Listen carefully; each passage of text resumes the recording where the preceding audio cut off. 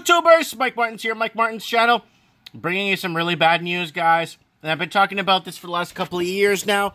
People borrowing against their homes, people borrowing in their equity, people signing off on a credit that they can't afford to pay back. People, jumping into the deep end without really fully knowing what is going on and leaving the faith in their lenders or their banks or their brokers and saying, well, this is their job. They know what they're doing. I'll just sign where I'm supposed to and I'll be happy and live a good life. But unfortunately, people need to do their due diligence and research. Consumer insolvencies climbed 9% in Canada amid higher rates. 9%! 9! You know what's after 9? It's 10! That's a lot! Insolvency filed by Canadian consumers jumped by the most in 2 years amid signs of recent interest rate increases are filtering through on to the economy.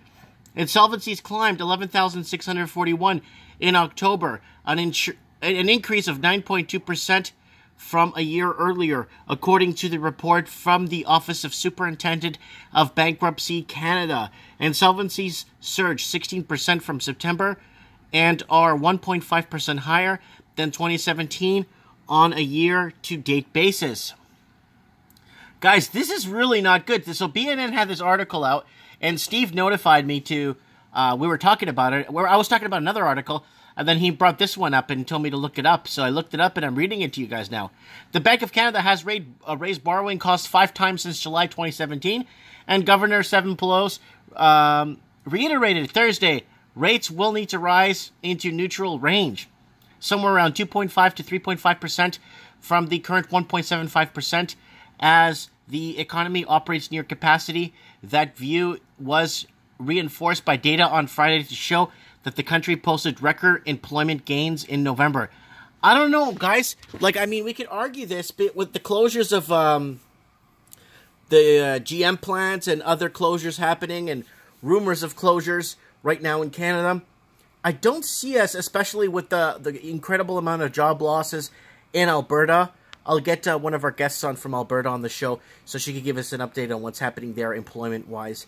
So, still, recent declines in residential investment and car sales suggest a higher borrowing costs are already having an impact, with the bulk of the effect still to come.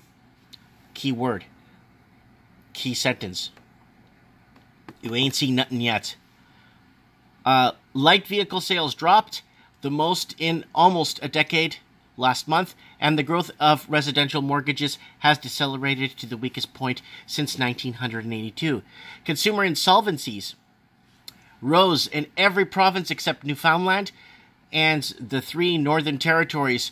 They surged 20% from a 9 year earlier in British Columbia, 16% in Saskatchewan, 9.8% in Quebec. Nationally, slightly more than half of the insolvencies were so-called consumer proposals, in which debtor agrees with the creditor to not only pay certain amounts of what's owed versus bankruptcies.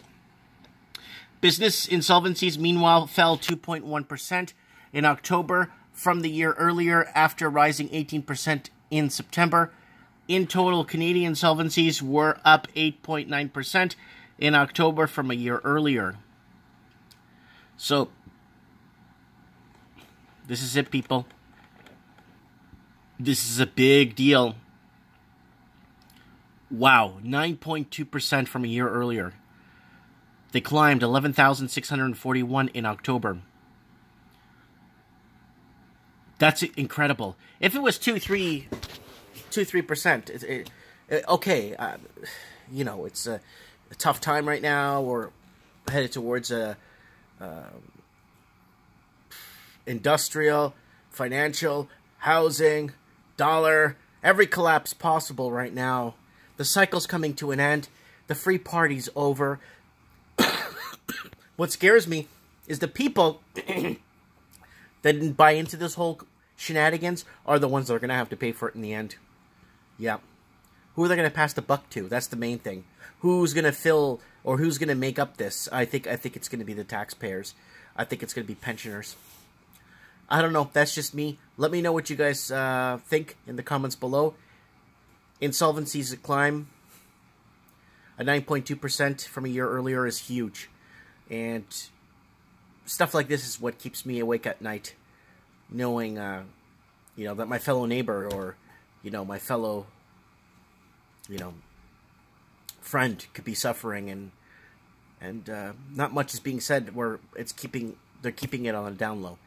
Reach out to friends, guys. You always have friends. In a time of need like this, sometimes all you need is a good talking to. A good discussion sometimes helps clear the mind. Let me know what you guys think. Comment below. Thanks for watching.